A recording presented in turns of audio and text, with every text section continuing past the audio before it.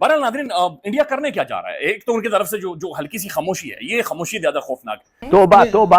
भारत के जो वज़ीर दिफ़ा राजनाथ सिंह, वज़ारत दिफ़ा और वज़ारत ख़ारजा ने ये इशारा दिया है कि जल्द अज जल्द पाकिस्तान के ख़िलाफ़ फाइनेंशियल एक्शन टास्क फोर्स को भी मुत्तले किया जाएगा कि पाकिस्तान को FATF की ग्रे लिस्ट में दोबारा डाल दिया जाए। My God! जावेद चौधरी साहब ने कहा कि जनाब अपने हथियारों को तेल लगा लें, पाकिस्तानी फौज बुलाएगी तो आपको जाना पड़ेगा।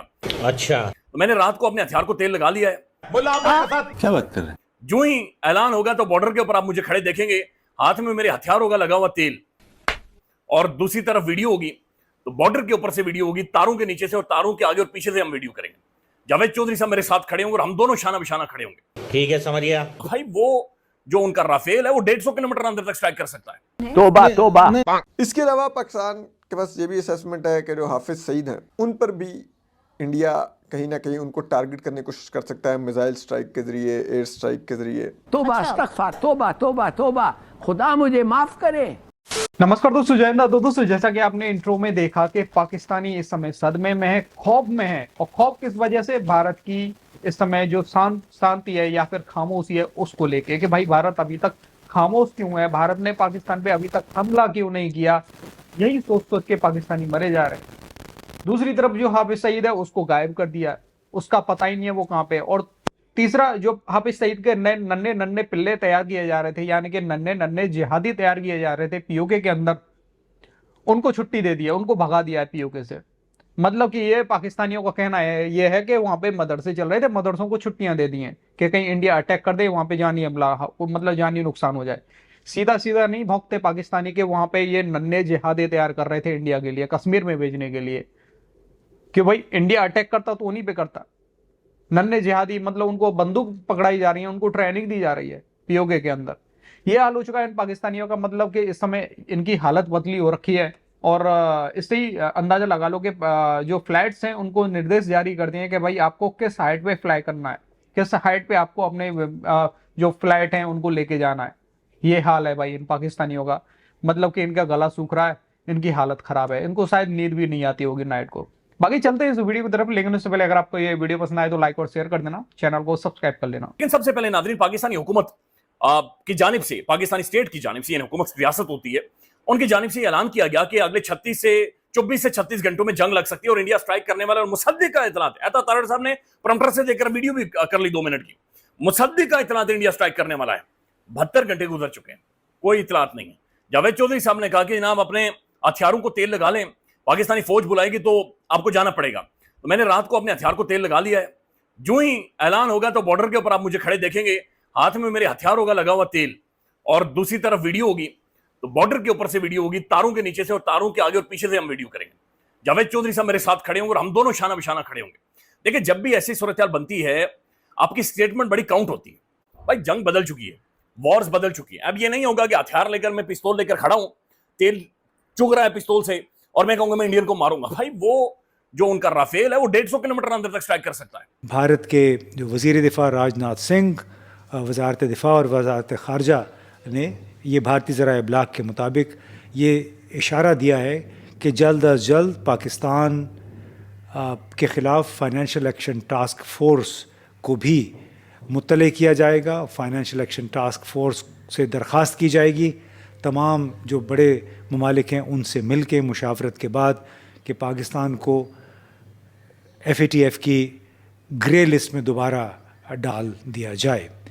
क्योंकि उनका केस ये बनाया जाएगा कि IMF से, वर्ल्ड बैंक से जितने कर्ज़े और ग्रांट्स पाकिस्तान को मिलती हैं उसका हिस्सा, कुछ हिस्सा दहशतगर्दी की कार्रवाइयों को फाइनेंस करने के लिए भी इस्तेमाल होता है। ये वो पोजीशन है जो भारतीय हुकूमत लेना चाहती है। लेकिन इस कोशिश में अब देखना ये होगा कि बाकी जो अहम ममालिक हैं IMF के अंदर, वो किस हद तक भारत का साथ देते हैं।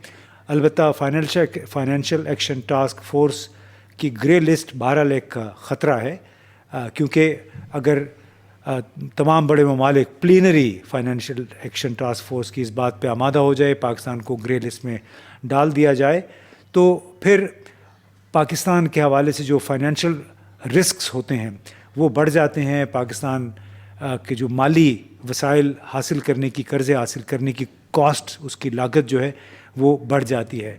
अब अगर आप गौर करें तो जितने भी बैनुल-अक़वामी जरीदे हैं उसमें इकोनॉमिस्ट है, फाइनेंशियल टाइम्स है, वॉल स्ट्रीट जर्नल है, न्यूयॉर्क टाइम्स, इसके साथ साथ भारतीय मीडिया, ये सब गुज़िश्ता चंद दिनों से बार बार इस अमर का ज़िक्र कर रहे हैं कि IMF और वर्ल्ड बैंक के ज़रिए पाकिस्तान के लिए कर्ज़ों का जो हुसूल है उसको मुश्किल से मुश्किल बना देना चाहिए, क्योंकि यही एक तरीका है पाकिस्तान से निमटने का, बकौल भारतीय ज़राए इब्लाग के। बहरहाल नाज़रीन, इंडिया करने क्या जा रहा है? एक तो उनकी तरफ से जो हल्की सी खामोशी है, ये खामोशी ज़्यादा खौफनाक है।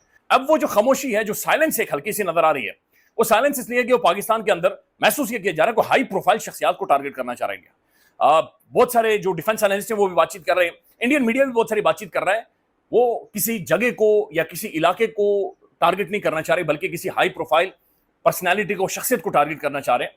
और जो खबरें आ रही हैं, जो कम से कम हिंट्स मिल रही हैं, जो बहुत सारे लोग बातचीत कर रहे हैं, मोहतरम हाफिज सईद साहब, इंडिया हाफिज सईद साहब को टारगेट करना चाह रहा है। और हाफिज सईद साहब एक लंबे टाइम से उनके रडार के ऊपर मौजूद हैं और इंडिया काफी कोशिशें भी करता है, लिहाजा इस दफा वो टारगेट करना चाह रहा है। हाफिज सईद साहब नजरबंद हैं और जाहिर है इस वक्त बड़ी प्रोमिनेंट पर्सनालिटी है, बड़ी प्रोमिनेंट शख्सियत है। और इंडिया एक बड़े लंबे टाइम से ये समझता है कि आज़ाद मकबूजा कश्मीर के अंदर जो भी सूरत हाल होती है, असल में उसके पीछे मोहतरम हाफिज सईद साहब होते हैं। पाकिस्तान ने असेस किया है कि थ्रेट है कि इंडिया की तरफ से स्ट्राइक हो सकती है। अब जो लाहौर है, लाहौर का इसलिए समझ आता है कि लाहौर से 30 किलोमीटर के फासले पर मुरीदके है, जो एक तौर में कालेदम लश्कर तैयबा का मेन मरकज़ था। तो अब इंडिया की तरफ से बहुत ज़्यादा ये इंडिया के अंदर ये शोर मचा हुआ है कि मुरीदके को टारगेट करें। तो पाकिस्तान की ये असेसमेंट है कि मुरीदके पर भी इंडिया कोई स्ट्राइक कर सकता है। इसके अलावा पाकिस्तान के पास ये भी असेसमेंट है कि जो हाफिज सईद हैं उन पर भी इंडिया कहीं ना कहीं उनको टारगेट करने की कोशिश कर सकता है, मिसाइल स्ट्राइक के ज़रिए, एयर स्ट्राइक के ज़रिए, कि हाफिज सईद को जिसे कहते हैं कत्ल करके इंडिया अपने डोमेस्टिकली पैगाम दे कि हमने जो सबसे बड़ा जो भारत में हमलों में मुलविस रहा, मुंबई अटैक्स दीगर में, हमने उसको मार दिया है। आज़ाद कश्मीर में जो मदारस हैं तो पाकिस्तान ने उन पर भी, वहाँ पर भी आज़ाद कश्मीर की हुकूमत ने छुट्टियाँ अनाउंस कर दी हैं और मदारस को कहा कि आप अभी ऑपरेट ना करें, क्योंकि ये खदशा हो सकता है किसी मदरसे पर अटैक करके इंडिया कहे कि जी ये तो लश्कर तैयबा का या जैश मोहम्मद का या जो नई एक द रेजिस्टेंस फोर्स है, इनका मदरसा था, तो हमने टारगेट कर दिया।